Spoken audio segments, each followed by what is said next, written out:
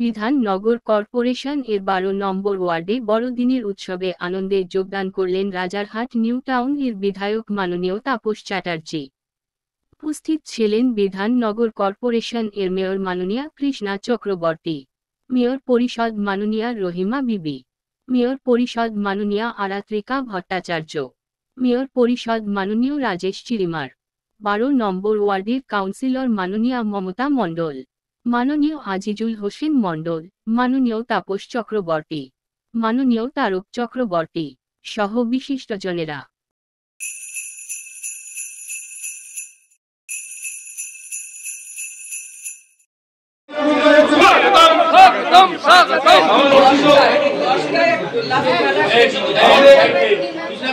ঐতিহাসিক মুহূর্তে গৌরবকে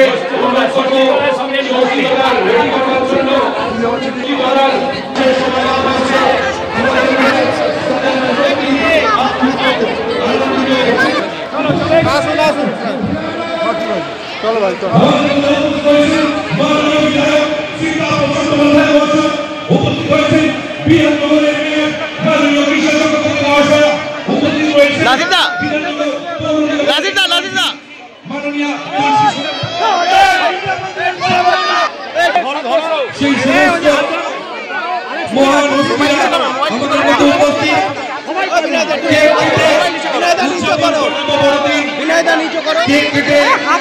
উদযাপন করতে বড়দিন যে সমস্ত মানুষদের কাছ থেকে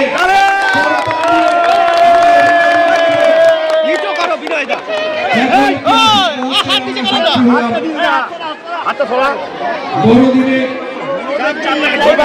আমাদের যারা রিয়েল সন্তা যারা 365 দিন 24 বুড়োদের চাপ পেয়ে যাবে ভয় পাবি কি আছে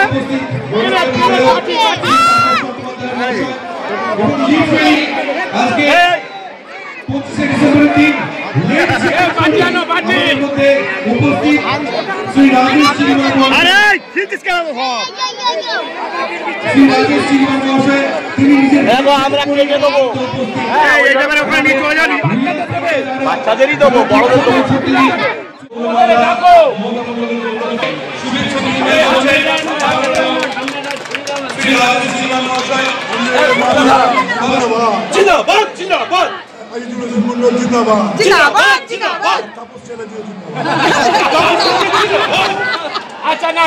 আমরা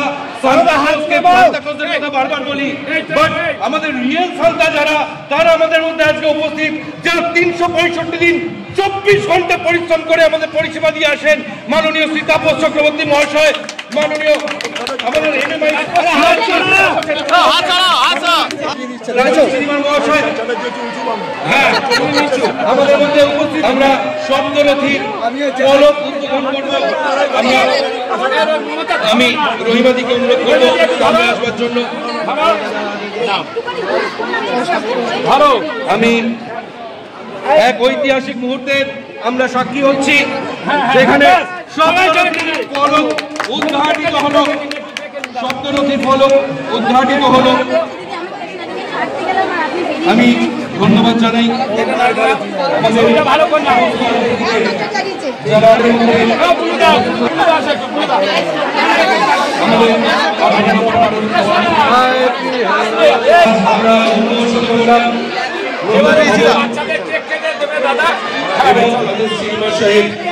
রাজেশ চিরিমা সাহেব কেক তুলে দিচ্ছেন, মাননীয় বিধায়ক সাহেব তাপস মহাশয় কেক তুলে দিচ্ছেন,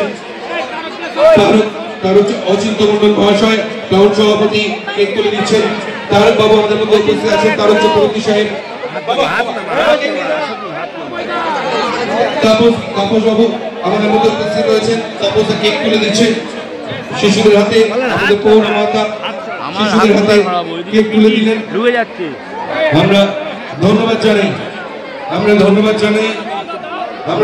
জানাই আমাদের সমস্ত অতিথিদের।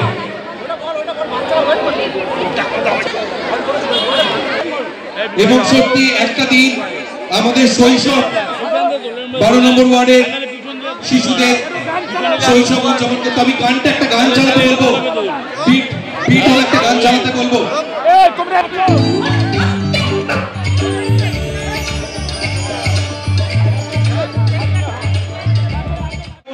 একজন ব্রাহ্মণ তিনি আমাদের মধ্যে বক্তব্য রাখেন, তবে বলেছেন যে খুব ভালো নেতা, শুধুমাত্র নেতা নন, অত্যন্ত ভালো বক্তা।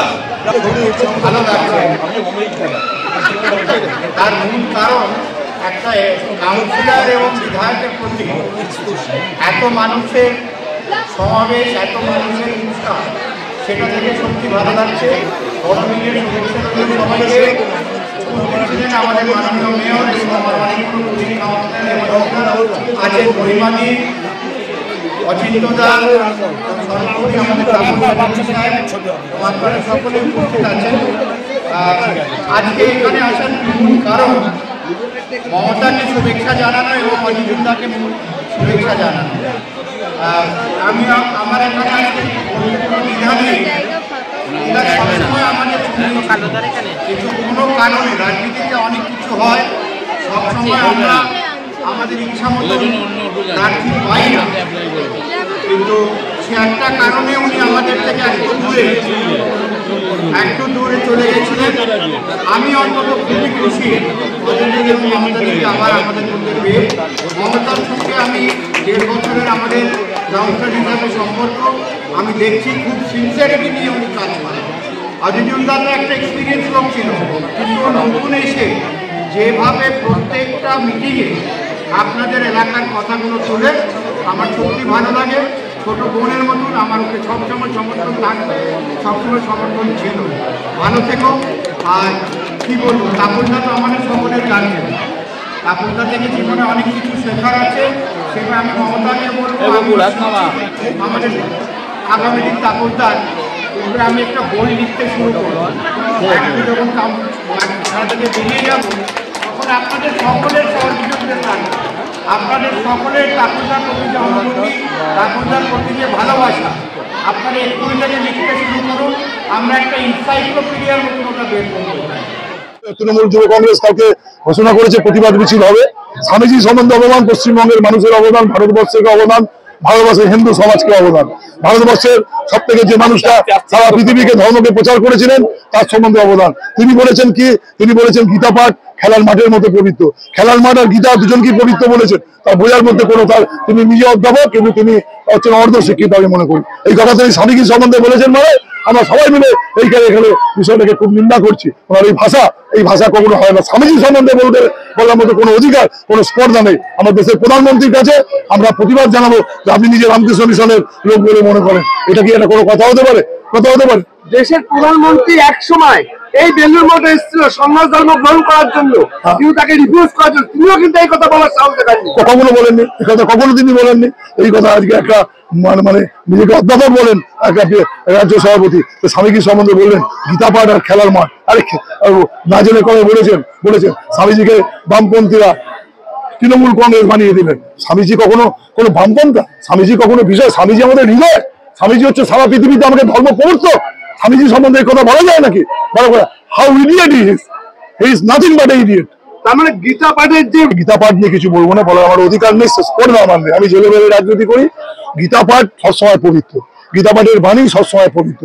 তো গীতা পাঠকে নিয়ে পলিটিক্যালাইজ করা, বিজেপি নেতৃত্বরা গীতা পাঠে থাকবেন। আমি তাপস সেরাজি বিধায়ক কেন আমন্ত্রণ পেলাম না? আমি তো হিন্দু ব্রাহ্মণ, আমি তো গীতা পাঠ করি, আমি কেন আমন্ত্রণ পেলাম না? মমতা ব্যানার্জি নিজে হিন্দু ব্রাহ্মণ, তাহলে মমতা ব্যানার্জি পেল না, রাজেশ শ্রীনিবার পেল না, আমরা কেন পেলাম না? নির্বাচিত প্রতিনিধিরা পেলাম না কেন? সমস্ত বিষয়টাকে সামনে রেখে ব্যাপারটাকে করা হচ্ছে। এই জন্য সুতরাং সাম্প্রদায়িক শক্তির রূপ দেখাচ্ছে। এই পশ্চিমবঙ্গ এই লড়াই 2024-এ হবে।